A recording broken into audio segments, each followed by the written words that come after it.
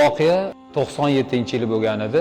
Butun musulmon olamidagi musulmonlar bir tan bir jon bo'lib muammoni hal qilishligini shu yilda men ko'rganman. Sababi 97-yili Mino vodiysi yonib ketgan. Har bitta haymalar, gilamlar, u joydagi konteynerlar hammasi yonib kul bo'lgan. Bu Zulhijja oyining 8-kuni.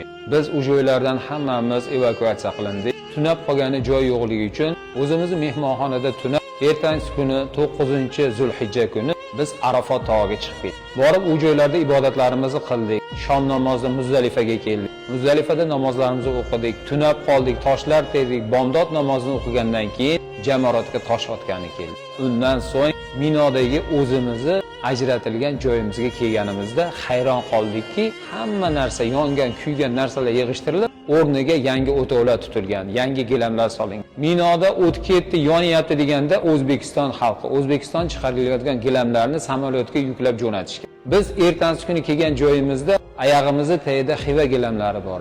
Boshqa davlatlar qo'lidan kelganicha konditsionermi, boshqa narsami, suvmi yoki ishchi kuchimi jo'natgan 8-kuni yongan Mino maydonini 10-Zulhijja kuni yangilab qo'ydi. Bu musulmonlarni o'zini diniga bo'lgan muhabbatini, Alloh taolo uchun ixloslari mustahkam bo'lgani uchun qilgan amallari deb bilaman.